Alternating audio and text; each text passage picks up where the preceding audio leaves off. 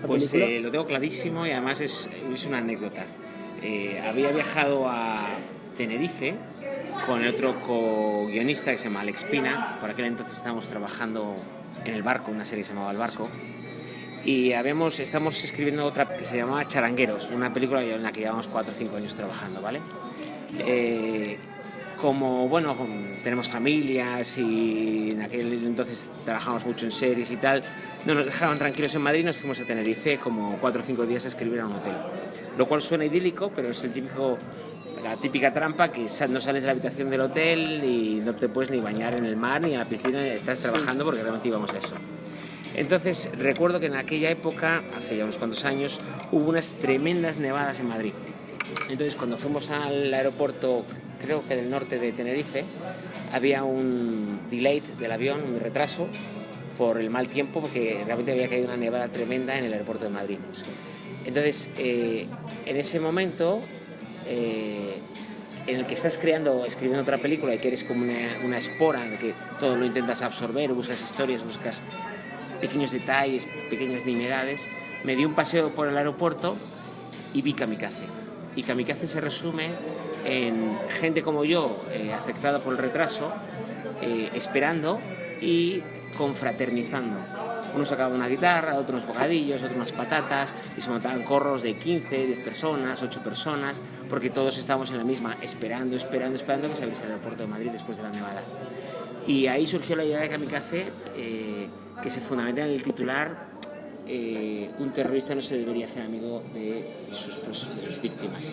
Entonces, bajo ese titular, prácticamente como un chorizo fue saliendo prácticamente cada nudo de acción, cada secuencia bajo ese titular. Es decir, ¿qué pasa si un terrorista llega a un aeropuerto absolutamente decidido y con sus razones para atentar contra un avión, y de repente las circunstancias atmosféricas o lo que fuese dan al traste con ese plan primigenio y sangriento, le desvían a un hotel y a la fuerza y sin querer va conociendo pues que la gente tiene emociones, tiene epidermis, tiene problemas, tiene desafecciones, tiene conflictos, tiene lágrimas retenidas, y se da cuenta que ese es el titular de la película, que todos somos iguales, es decir, que bajo la piel pues todos...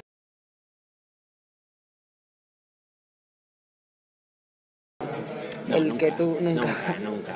Pero yo creo que a poco que trabajes en esta profesión lo sabes, es decir, probablemente Woody Allen lo consiga, pero Bruce no sé, pero no, nunca se respeta.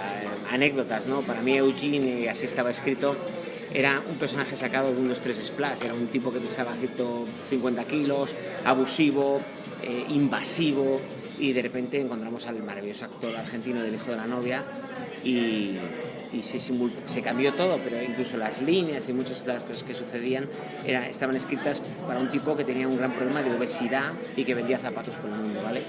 Con lo cual, sí, realmente se cambian muchas cosas, se crean secuencias, por diferentes cosas, por revisiones con la cadena, revisiones con la distribuidora, revisiones con producción, por presupuesto, es decir, siempre pasa. Vale. Sí, no impostar la verdad, es decir, tú tienes que contar, todos tenemos una historia dentro. Entonces tú tienes que contar tu historia. Hay gente que lleva un problema de homosexualidad encubierta y retenida, hay gente que tiene un problema de desafección con su padre, hay gente que tiene un problema de, qué sé yo, llámalo como quieras, ¿vale? Entonces tienes que escribir sobre aquel conflicto o algo que tú sientas cercano. Yo no sentía cercano el terrorismo suicida, pero sí algo sobre algo en lo que constantemente pienso, que es eso, ¿no? Es decir, yo pienso que todo el mundo tiene sus razones, entonces me parece que incluso un asesino suicida y encarnizado tiene sus propias razones. Entonces serán razones absolutamente espurias, vinculadas a su infancia, Al pasado. al pasado, a lo que él ha sufrido, ¿no? Son cicatrices sin resolver, pero todo el mundo tiene sus razones. Entonces claro, me parecía interesante no construir a un loco carnicero suicida, sino a alguien que ha sufrido.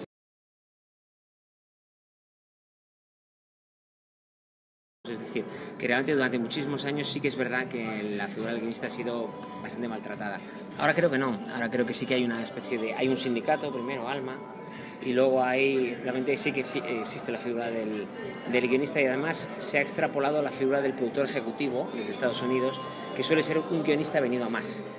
De tal manera que muchas veces el guionista venido a más, que es productor ejecutivo, es el que manda en las películas o en la televisión, con lo cual eso sí que hace que la figura del guionista se envalentone. Y en cuanto a las historias, pues de todos, desde esta conversación, de los detalles pequeños, es decir, muchas veces creo que la mirada lateral es lo que nos da una mirada real. Si todos miramos la realidad de la misma manera, creo que un guionista aprende a situarse en una horizontalidad diferente. Es decir, creo que de ahí vienen las buenas historias. Es decir, no voy a contar la historia siempre, sino quizá voy a contar la historia siempre, pero desde otro punto de vista. Vale, pues muy amable, ya estaría. Muchas gracias. Nada, dejadme bien el trabajo.